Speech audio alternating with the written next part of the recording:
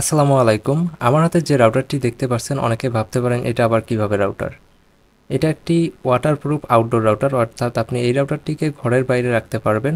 বৃষ্টি পড়লেও কিছু হবে না, কারণ এটাতে ওয়াটার রেজিস্ট্যান্স দেওয়া রয়েছে। সেই সঙ্গে এই রাউটারটির গতানুগতিক যে আউটডোর রাউটারগুলো সেগুলো থেকে অনেকটা ভিন্ন রকমের। কারণ আমরা রেগুলার যে আউটডোর রাউটারগুলো দেখি সেগুলো হয় সিঙ্গেল ব্যান্ড, অর্থাৎ 2.4 গিগাহার্টজের।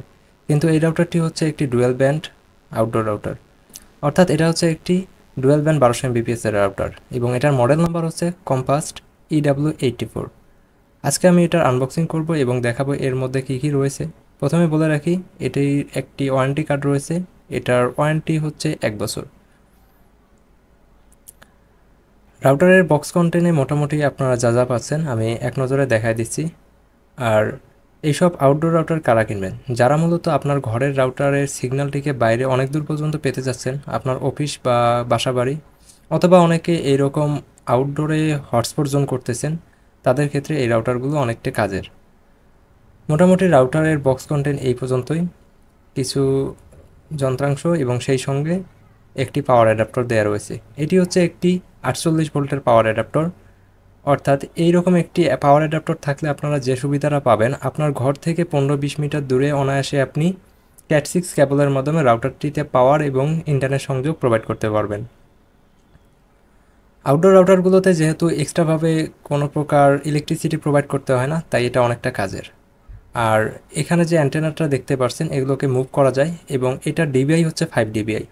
5 dBi এর দুইটা অ্যান্টেনা থাকতেছে, এবং এগুলোর ডিরেকশন হচ্ছে অমনি ডিরেকশনাল, অর্থাৎ এগুলো থেকে আপনি 360 ডিগ্রি একটা ভালো কাভারেজ পাবেন।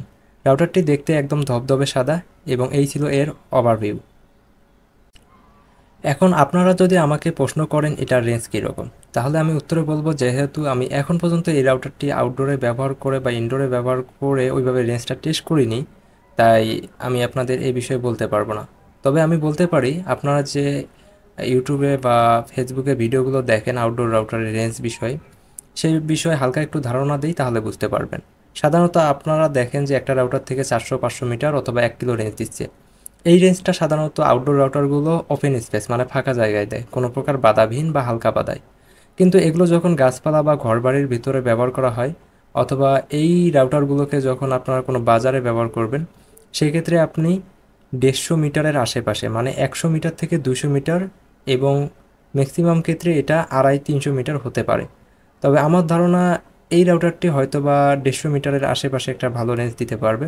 রেঞ্জ টেস্ট ভিডিও দেখতে চাইলে অবশ্যই কমেন্ট করবেন। আপনাদের কমেন্টের উপর ভিত্তি করে আমি ভিডিও বানানোর ট্রাই করব।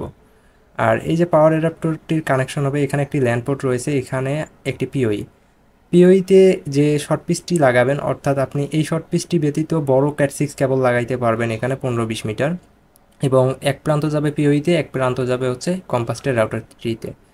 এবং অ্যাডাপ্টরের যে ল্যান পোর্টটি, ওইটাতে আপনি অনু থেকে অথবা আপনার বাসায় ব্যবহৃত রাউটার অথবা মাইক্রোটিক থেকে সংযোগ দিতে পারবেন।